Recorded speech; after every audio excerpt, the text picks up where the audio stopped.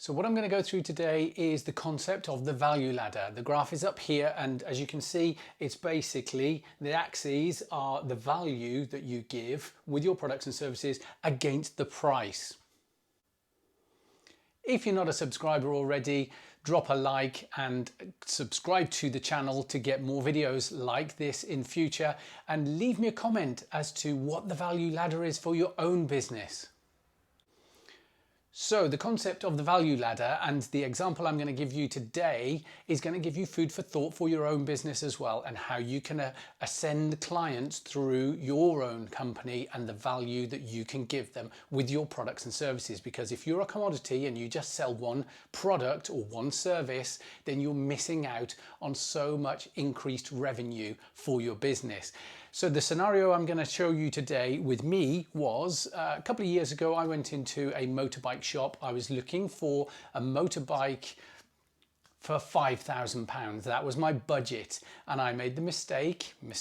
I absolutely adore my motorbike, but I ended up with a bike that was £16,500, so more than 3 times the cost.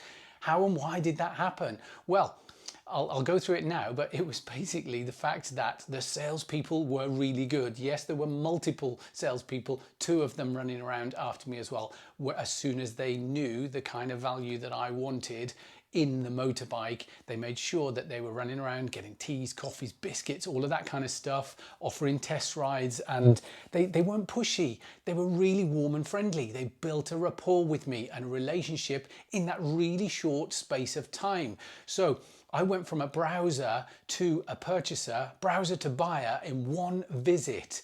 Now, similar to your own business as well, traffic might not be a problem. You might have enough eyeballs on your products and services, or you may have enough clients already, but with the value ladder, you're going to see just how you can get more money from those existing clients really easily. So the scenario of the motorbike, as I mentioned, so my budget was around here, the kind of 5,000, so not the cheapest motorbike out there and not the most expensive either, but what I ended up walking out with was pretty much top of the range, and it was a BMW RR Sport 1000 limited edition.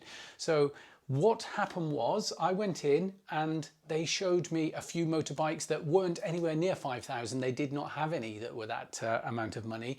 And so I started looking, and then the conversation went on to the affordability, and they made it simple that I could afford this 16,000 bike, because the monthly payments were about 150, 160 pounds per month, but with a small deposit as well. Interest rates are low, so they made it super simple for me to make that decision that it was affordable in my head. Now, I don't like anything on credit, and so I'd made the decision to pay the motorbike off earlier anyway, and especially as soon as I saw the amount of interest I was going to pay on that motorbike.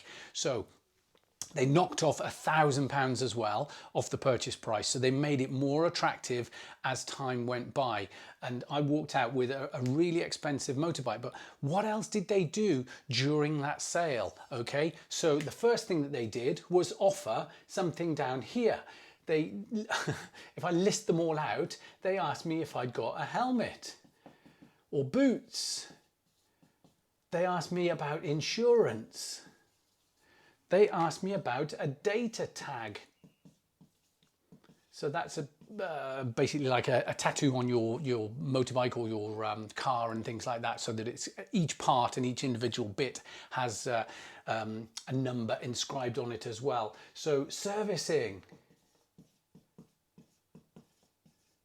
And a tracking device, because these are really desirable motorbikes as well. So tracking device was absolutely essential, and they made it look like I could afford all of this at the same time. So these were all the things that they did in that purchase on the value ladder. They made sure that each step was taken care of in the value ladder to make the purchase of the motorbike.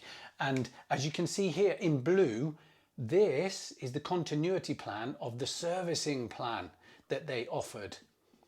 I didn't actually take it because I didn't know how many miles I was going to do on the motorbike each year, and so for me I'd prefer to actually just take a service as and when I needed it, which is exactly what I did. But the offer was there, so if you think about your own business and the continuity plans of what you can offer, then think about that, put that into the context of your own business as well. So all of those add-ons made the initial purchase much broader than just that one commodity of the motorbike. And that's what I'm trying to get you to think about in your own mind, the context of how you apply the value ladder to your own business. So the price goes up. Not everybody will be able to afford the maximum, potentially, depending on what your products and services are, they won't be able to afford the kind of most expensive products that you offer. But that's not to say that you can't offer them something down at this level or down at this level. And then there's a few things down here that they may be able to afford, and then just broaden your value ladder such that they buy something from you.